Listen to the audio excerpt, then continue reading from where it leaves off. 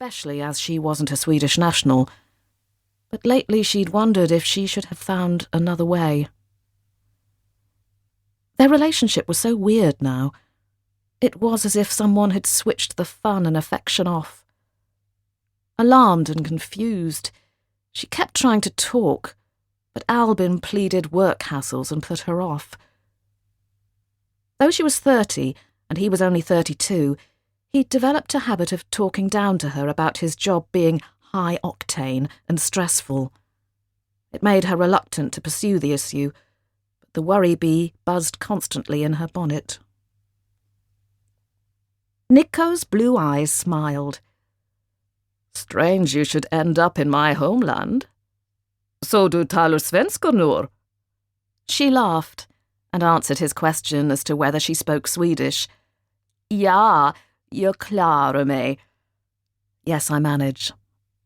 "I came to work for IKEA originally, but I'd had a shop in England and I soon went back to wanting my own name above the door." But though her words were light, she was absorbing an unpleasant fact. Nico was not the golden boy she remembered. He was so gaunt, his cheekbones almost broke through his skin, and stubble carpeted a fleshless jaw.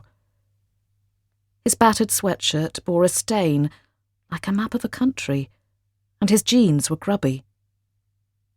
The workman's boots on his feet could have been dragged from a skip. His fingernails were black, and his hair long grown out from any style. What had happened to the shining teen who'd drawn everyone to his exotic light? Boys had wanted to be him, and females had followed his tall, lean athlete's body as if attached by rope. "What are you doing these days?" she asked. Then, realising that if he'd fallen on hard times, he might not want to answer such a direct question, hastily interrupted herself. "Do you have plans? I'll be putting out new stock this evening, so I'm closing now to grab a burger first. Why don't you join me so we can catch up?" She bustled past to switch the sign on the front door from open to closed, öppet to stängt.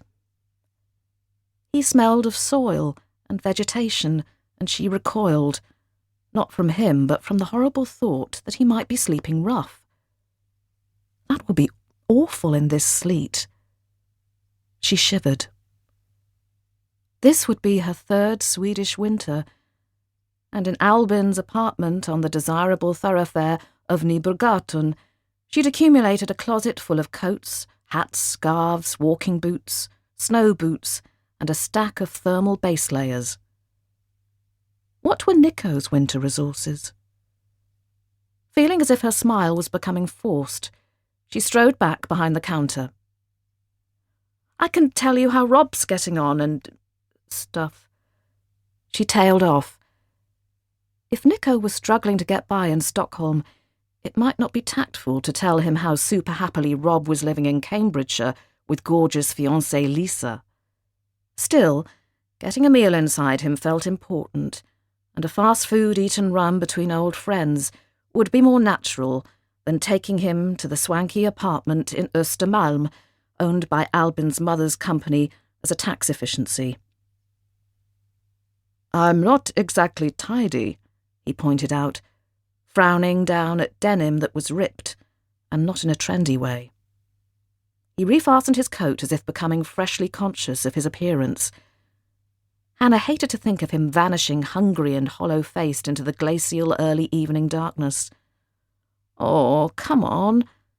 She dimmed the lights to closed for business levels, then tucked her arm through his. "I hate eating alone.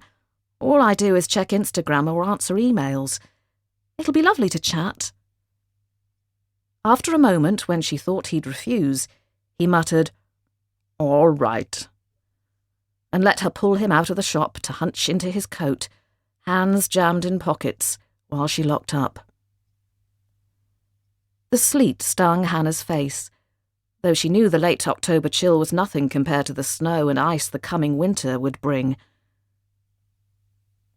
She pulled up her hood as she set off along Köpmangatan before Nico could change his mind, chattering.